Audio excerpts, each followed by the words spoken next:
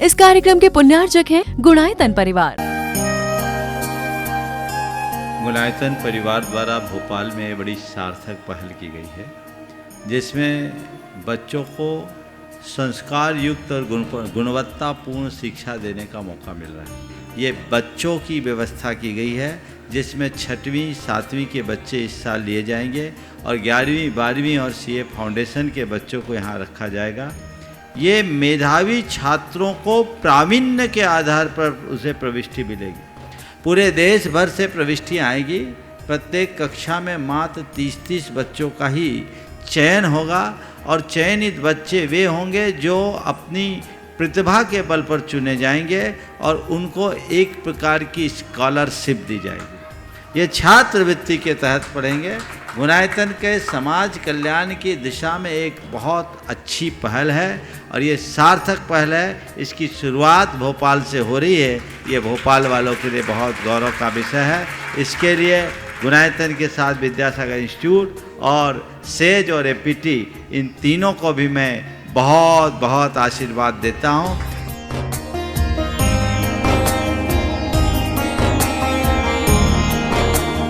एक आदर्श और व्यवस्थित दिनचर्या का लक्ष्य प्राप्ति में बहुत बड़ा योगदान होता है।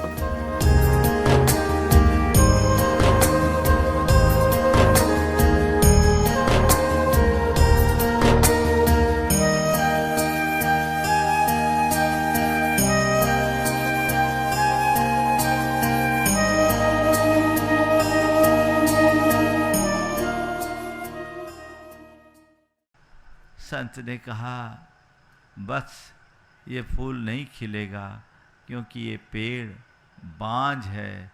बांझ पेड़ बढ़ तो सकता है पर खिल नहीं सकता। ये पेड़ तो बांझ है, ये बढ़ तो सकता है पर खिल नहीं सकता। रघुनंदन माली के मुख से आह निकली और उसने केवल इतना कहा, हाय मेरा पूरा जीवन एक बांझ पेड़ की सेवा में निकल गया। मैं आप सबसे भी यही कहना चाहता हूँ, आज थम कर विचार कर देखने की जरूरत है कि मेरे जीवन में भी कोई फूल खिला या नहीं। कल जन्म हुआ, भगवान अभी जीवन जी रहे हैं, लेकिन जन्म लेना ही सार्थक नहीं है। जन्म लेने के साथ जीवन को सार्थक बनाना ही जन्म लेने का कोई अर्थ है। आज तप कल्याणक है। भगवान तप धारण करेंगे। आज मध्याह्न में आप लोग देखेंगे भगवान राज पाठ वैभव सब त्याग कर दीक्षा को अंगीकार करेंगे। समुद्रांत पृथ्वी तक जिनका एक छत्राधिपति साम्राज्य, वे उसे भी छोड़ेंगे, उन सब से मुख मोड़ेंगे, वन कांतारों में जाकर कठोर तपस्या करेंगे और अपने जीवन को कृतार्थ करेंगे। सवाल है, क्या जरूरत है भगवान को सर्व परित्याग करने की?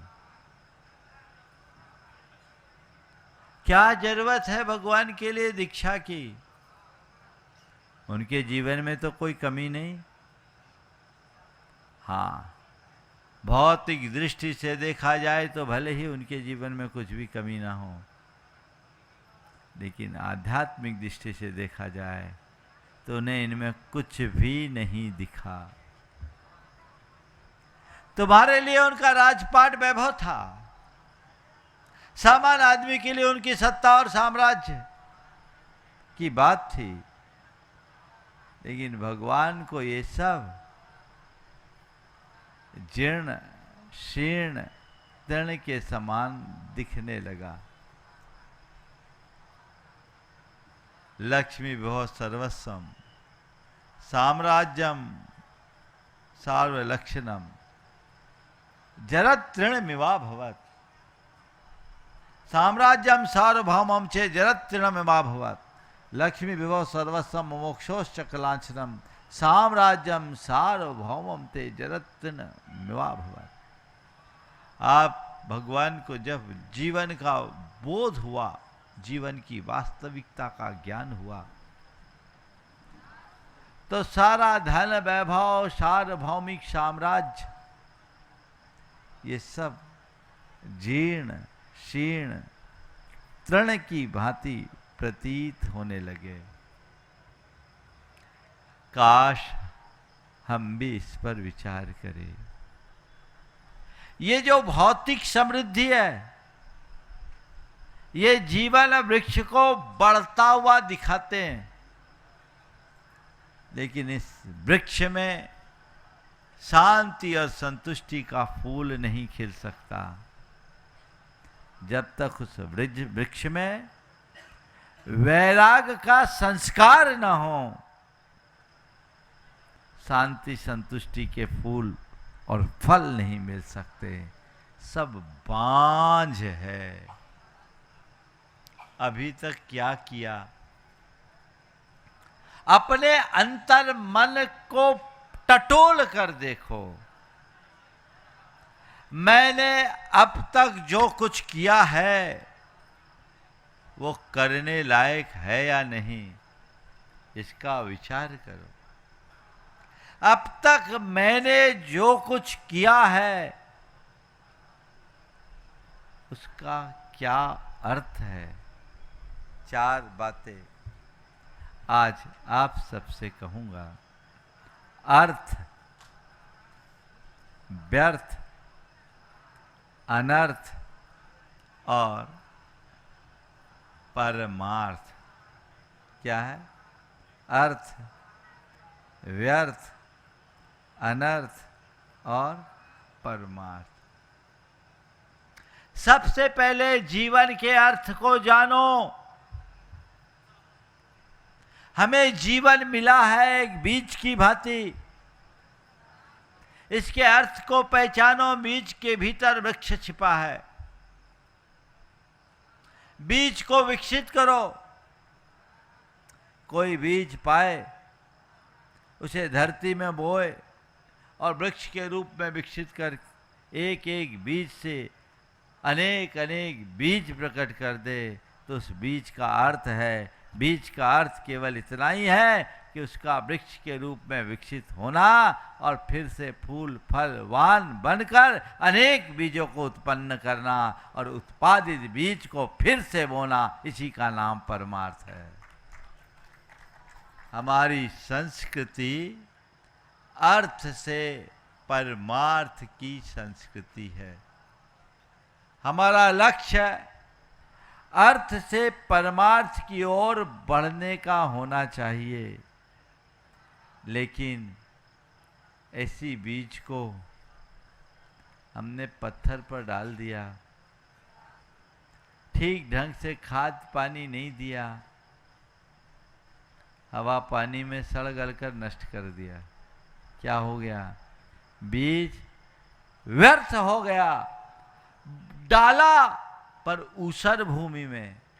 शक्ति का दुरुपयोग करना अनर्थ है और शक्ति को सही दिशा में लगाना परमार्थ है।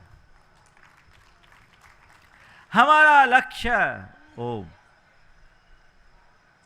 अर्थ से परमार्थ की ओर बढ़ने का होना चाहिए। हमारा लक्ष्य अर्थ से परमार्थ की ओर बढ़ने का होना चाहिए। परमार्थ को सामने रखकर अपने जीवन की अर्थ को दिशा दोगे तो सुनिश्चित तौर पर अपना उत्कर्ष कर सकोगे। भगवान ने जीवन के अर्थ को पहचाना और आज वे परमार्थ की ओर प्रयाण करेंगे। 24 के 24 तीर्थंकरों के जीवन की एक विशेषता, उन्होंने जन्मदिन के दिन दीक्षा लिया। एक आधा अपवाद तो नहीं है, 2 अपवाद है। सभी ने जन्म कल्याणक और दीक्षा कल्याणक एक ही, 2 भगवान बता रहे हैं। कौन कौन से? आरानाथ और महावीर स्वामी। इनने जन्मदिन छोड़कर दीक्षा ली, लेकिन बाकी लगभग सभी तीर्थंकर भगवंतों ने जन्मदिन कल्याणक के दिन ही दीक्षा धारण किया, यानी जन्म कल्याणक ही उनका दीक्षा कल्याणक में परिवर्तित हो गया। क्यों? क्योंकि जन्म की सार्थकता इसमें है। आप लोग कभी इस पर विचार करते हो? बस धर्म के नाम पर थोड़ी बहुत पूजा आराधना भक्ति कर दिए, थोड़ा बहुत दान दे दिए, या ज़्यादा हुआ तो व्रत उपवास कर लिए, और इतने में ही अपने जीवन को कृतार्थ महसूस कर लेते हैं। इतने में जीवन की सार्थकता नहीं है। जीवन की सार्थकता अपने आप को पूरी तरह परमार्थ में नियोजित करने में है। उसमें लगो और अपनी शक्ति को उसमें लगाओ, तब कुछ अर्थ है, अन्यथा सब व्यर्थ है। बोलो, अभी तक अपने जीवन को अर्थ दिए हो या व्यर्थ है? बोलो, किस दिशा में? अर्थ की ओर या सब व्यर्थ हो रहा है? यह हमें देखने और समझने की जरूरत है। जब तक हम इस तरह की दृष्टि अपने अंतर मन में नहीं जगाते, तब तक जीवन में कोई परिवर्तन नहीं आता। कुछ पल के लिए बैठकर विचार कीजिए, मेरे जीवन की दिशा क्या है? मेरे जीवन का ध्येय क्या है? मेरे जीवन की उपलब्धि क्या है? और मेरे जीवन का उद्देश्य क्या है? दिशा, ध्येय, उपलब्धि और उद्देश्य, चारों को पहचानने की कोशिश कीजिए। बताओ, ध्येय क्या है? क्या ध्येय है? बोलो भाई, बताओ तो। चुप क्यों हो गए तुम लोग? तो सब गुमसुम से इतने लोग यहां बैठे हो। तुम्हारे जीवन का ध्येय क्या है? हाँ? जीवन मरण से मुक्ति। बहुत अच्छा ध्येय बताया ऋषभ जी ने। ध्येय तो तुमने मुक्ति का रखा, कल्याण का रखा, दिशा कौन सी है? बोलो। इसीलिए नहीं बोल रहे थे, क्योंकि पता है, पता है।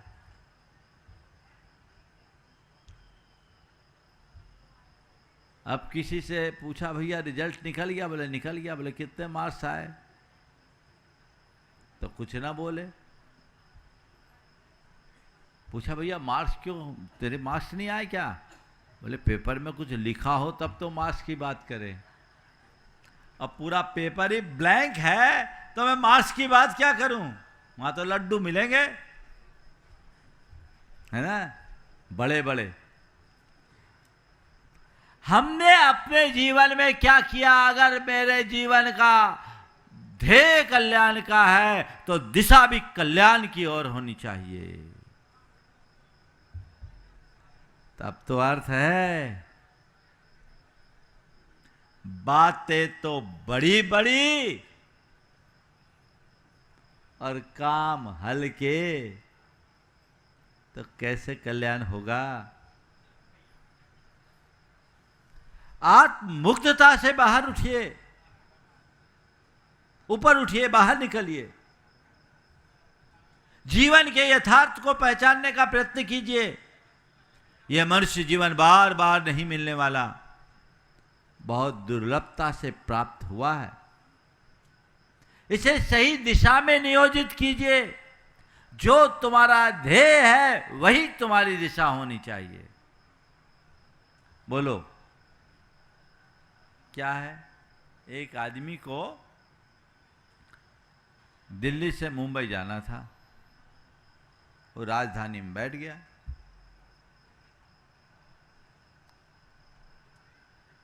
ट्रेन चालू होने के बाद ऊपर की बर्थ पे बैठे व्यक्ति से उसने पूछा, भैया आपको कहाँ जाना है?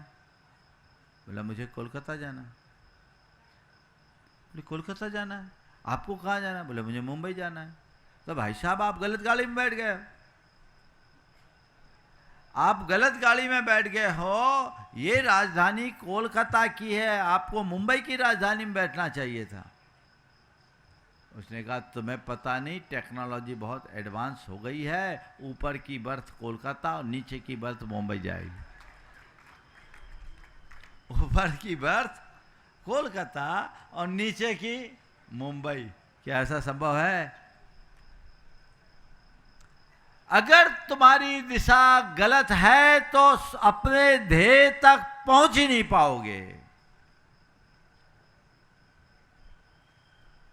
ध्येय तक पहुंचना है तो दिशा को ठीक करो, तब कुछ अर्थ होगा, अन्यथा सब व्यर्थ होगा। कुछ भी हासिल होने वाला नहीं है। तुम कह लो गलत गाड़ी में बैठोगे तो गलत जगह ही पहुंचोगे, और अभी तक तो यही हुआ है। दिशा बदलिए। हमारा एक ही ध्येय होना चाहिए और एक ही दिशा। ध्येय क्या है? भगवान। तो दिशा भी क्या है? भगवान। बस परमात्मा हमारा ध्येय है, तो परमात्मा का मार्ग ही हमारी दिशा है। आज आप देखेंगे भगवान ऋषभदेव कैसे दीक्षा लेंगे। आप लोग दीक्षा देखते हुए तालियां बजाओगे, पर मन में कभी आएगा कि मैं भी भगवान के मार्ग का अनुकरण करूं? बोलो नहीं। क्यों? आप सब लोग भगवान को तो मानते हो, पर क्या सब पता है? आप तो इतने ज्ञानी बैठे हो कि मैं अगला वाक्य क्या बोलूंगा पहले ही समझ जाते हो, है ना? तुम्हें प्रवचन की जरूरत नहीं है, क्योंकि तुम लोग सब प्रवचन पटु हो, दूसरों को प्रवचन सुनाने में माहिर हो। काश हम जीवन की सच्चाई को समझते और अपनी जीवन की दिशा को बदलने का प्रयत्न करते हैं। दिशा ध्येय से अनुबद्ध होनी चाहिए। समझ गए? तो अपनी दिशा को ठीक करना है, ध्येय को सामने रखते हुए। मेरा जो ध्येय है मुझे केवल उसी दिशा में चलना है। बताओ, अगर बाजार में आपको गोल्ड खरीदना होता है तो कभी ग्रोसरी की दुकान में घुसते हो क्या? बोलो हाँ, थोड़ा जोर से तो बोलो। नहीं महाराज, आप भी कैसी बात करते हो? हम लोग पढ़े लिखे लोग हैं। क्या है? हम लोग पढ़े लिखे लोग हैं, लेकिन आज के पढ़े लिखे लोगों की यही कहानी है, बातें तो समझदारों की करते हैं और व्यवहार पागलों जैसा। तुम्हारी बातों में समझदारी और व्यवहार में पागलपन दिखता है। बातें सब बड़ी बड़ी करोगे और करते क्या हो? गोल्ड चाहिए और ग्रोसरी में जा रहे हो। बोलो, कल्याण चाहिए और भोगों में भाग रहे हो। ये गोल्ड की चाह लगकर ग्रोसरी की दुकान में जाने जैसा काम है ना। तो मैं जो बोल रहा हूं कि बातें समझदारों की और व्यवहार में पागलपन गलत है क्या? कब समझोगे इस पागलपन को? बोलो। काश हम अपने जीवन की सच्चाई को समझें और जीवन की दिशा बदलें। तो जो मेरा ध्येय है केवल वही और वही मेरी दिशा होनी चाहिए। तब कल्याणक के दिन केवल इतना तय कर लो तो जीवन का कोई अर्थ होगा, अन्यथा व्यर्थ है। दूसरा, उपलब्धि क्या है और उद्देश्य क्या है? बोलो, तुम्हारी उपलब्धियों में क्या क्या गिनी जाए? अगर आपसे पूछें, बताओ तेरे जीवन की क्या क्या उपलब्धि है, तो क्या लिखोगे? अरे महाराज, आपके आशीर्वाद की क्या बात कहूँ, हमने तो बहुत कुछ पाया। अरे क्या है? इस भोपाल जैसे महानगर में मेरे 4 मकान हैं, गाड़ियां हैं, बढ़िया परिवार है, अच्छा खासा व्यापार है, समाज में अच्छी पहचान है, अच्छी प्रतिष्ठा है, मेरा अपना प्रभाव है, रुतबा है ना? कितनी कहते कहते छाती फुला लोगे। अरे छाती फुलाओगे नहीं, छाती फुला के ही कहोगे, है ना? ये क्या है? ये मेरी उपलब्धियां हैं। नाम, काम, दाम और चाम, इसी में लगे हो ना। नाम, काम, दाम, चाम, इसको ही तुमने अपनी उपलब्धि मानी है और पूरा जीवन केवल इसके पीछे ही लगाया है ना? यही है उपलब्धियां। सारी उपलब्धियां इन 4 में समा जाएगी। और मनुष्य गिन गिन के गिनाता है, अरे ये देखो मुझे ये अचीवमेंट, और कई लोग तो बोलते हैं लाइफ टाइम अचीवमेंट। क्या है? Life time achievement. हाँ भैया, ठीक है, मैं मान लिया तेरी बड़ी उपलब्धियां हैं, पर तेरा उद्देश्य क्या था ये तो बता। उद्देश्य क्या है ये तो जानो। तू चला किसके लिए था? निकला किसके लिए था? तेरा मूलभूत उद्देश्य क्या था? अरे महाराज, उद्देश्य तो अपने आत्मा के कल्याण का था। तो उपलब्धि क्या है? उद्देश्य और उपलब्धि की विसंगति जीवन को व्यर्थ बनाती है। बात समझ में आ रही है कि थोड़ी भारी लग रही है? हाँ? अरे महाराज, आप तो हिला रहे हो, है ना? पर हम क्या करें, हम हिलाते हैं लेकिन फिर भी आप लोग स्थिर हो जाते हो। हिलाने की कोशिश करते हैं लेकिन तुम्हारी जड़ें इतनी गहरी है कि हिलते नहीं। यही मोह, मिथ्यात्व और अज्ञान की जड़ है जो जीवन की वास्तविकता को जानने के बाद भी स्वीकारने नहीं देती। जानो, पहचानो, सब उल्टा उल्टा है, सब गलत गलत सा है, सब विपरीत ही चल रहा है। उसे सही दिशा दीजिए, उसे सही दृष्टि दीजिए, अपने अंदर उसे उद्घाटित कीजिए। ये जितनी उपलब्धियां हैं ये किसी काम की नहीं। बोलो, हाँ? ये जितनी चीजें हैं और इनके साथ यदि शांति नहीं है तो कोई अर्थ है क्या? बोलो, है? तो उद्देश्य तो था तुम्हारी शांति का, और तुमने उपलब्धियां जो गिनाई उनमें अशांति है, तो क्या हुआ? गड़बड़ है ना? बस इसकी समीक्षा कीजिए, जीवन की धारा बदल जाएगी। भगवान ने यही किया।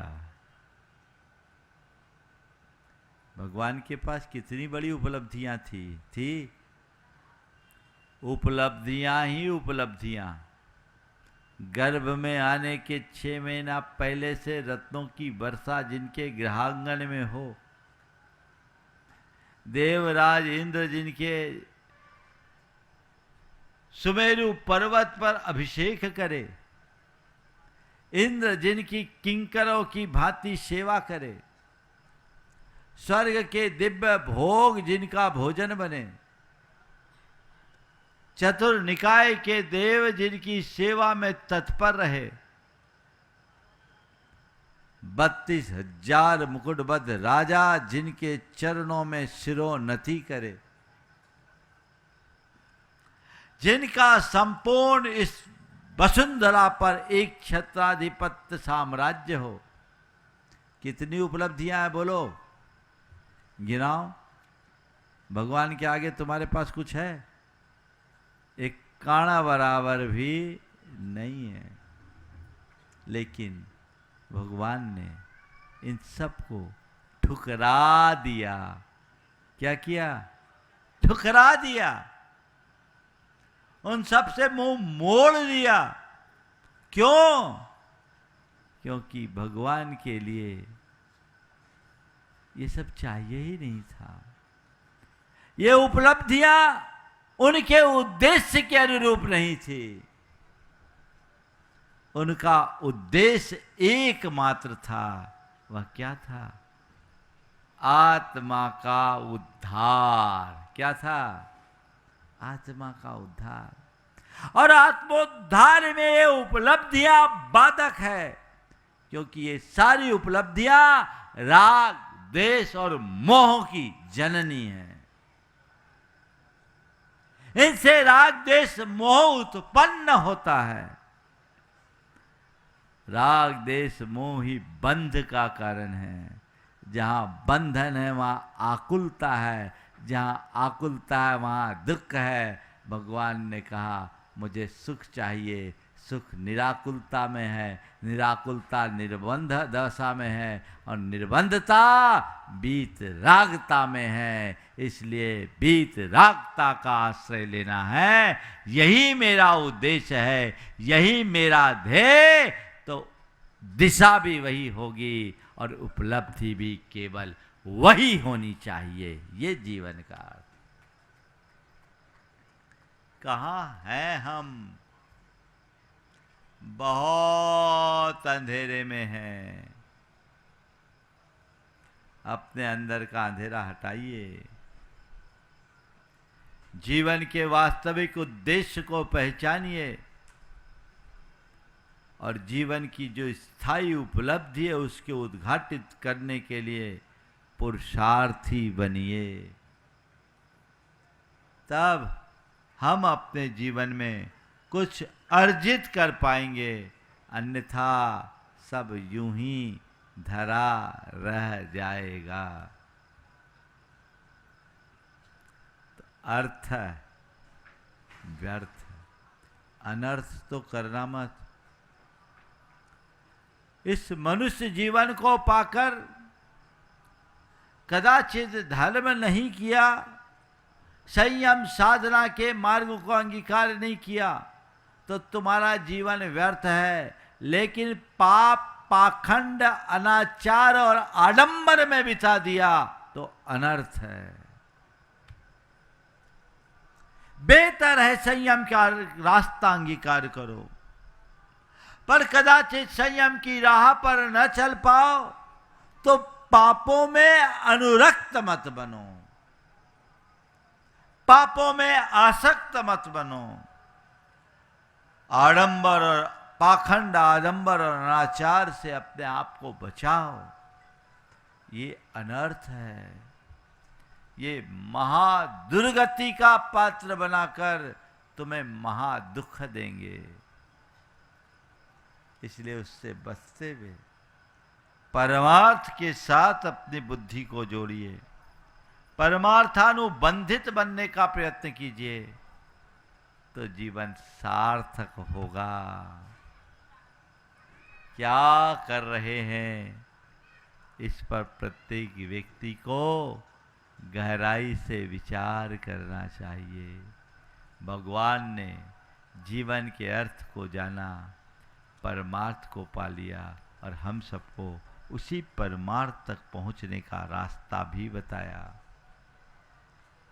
हमें भगवान के रास्ते का अनुकरण करना है, भले धीमी गति से ही सही, पर चलना है। बिना चले मंजिल तक पहुंचा नहीं जा सकता।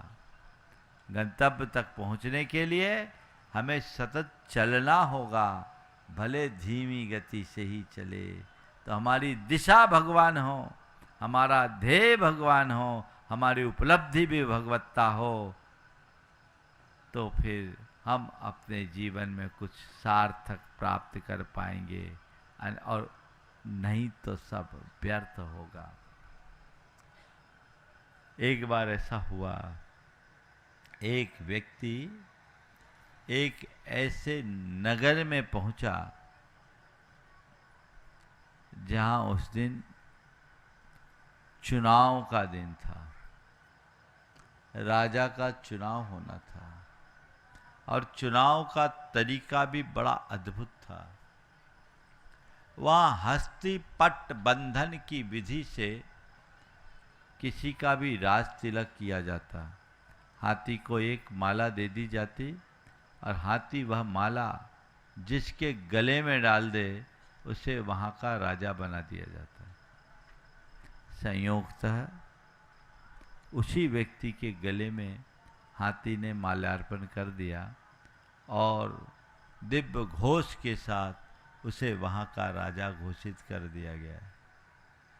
अचानक मिले इस राज्य को पाकर वो फूला न समाया, लेकिन तभी वहाँ के राजपुरोहित ने मंत्रोच्चार के साथ वहाँ का कानून पढ़ के सुनाया और कहा, आज से आप इस राज्य के राजा हो।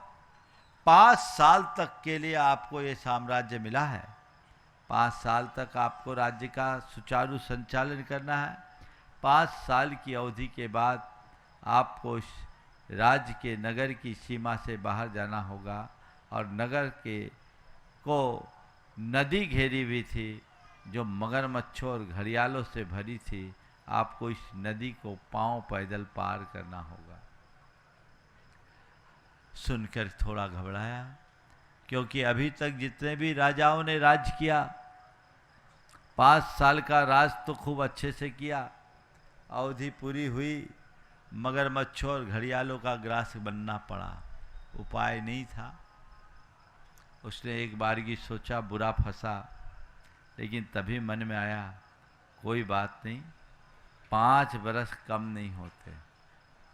उसने बहुत उत्तम रीति से राज्य किया। ऐसा राज किया कि वह केवल राज गद्दी पर नहीं, लोगों के दिलों में भी राज करने लगा। हर व्यक्ति के मुख से केवल एक बात निकलती कि ऐसा राजा तो सदियों में नहीं हुआ। इतना प्रजावत्सल, इतना न्यायनिष्ठ, इतना कर्तव्य बुरा परायण, इतना उदार चित्त राजा कभी हुआ ही नहीं। जैसे जैसे समय बीतना शुरू हुआ, लोगों की चिंताएं बढ़ने लगी कि अब हमें अपने प्राण प्रिय राजा को खोना पड़ेगा। लेकिन उपाय कुछ नहीं था। सब के सब अपने कानून से बंधे हुए थे। राजा निश्चिंत था।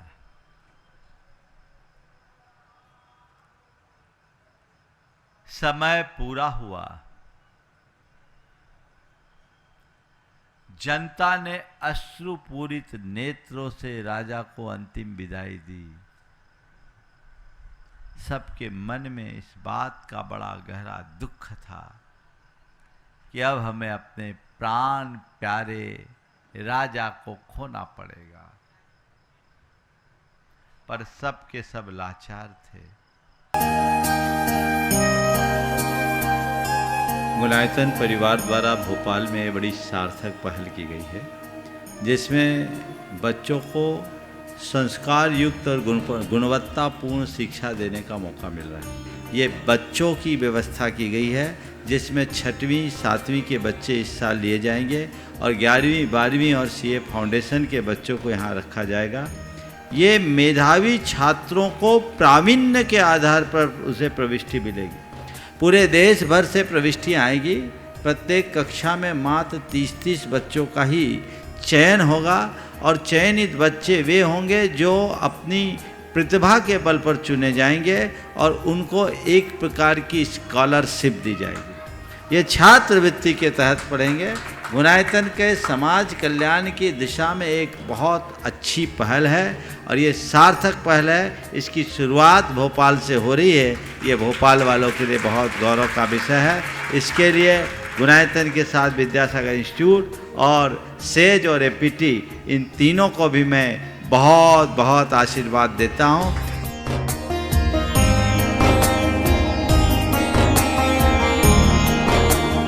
एक आदर्श और व्यवस्थित दिनचर्या का लक्ष्य प्राप्ति में बहुत बड़ा योगदान होता है।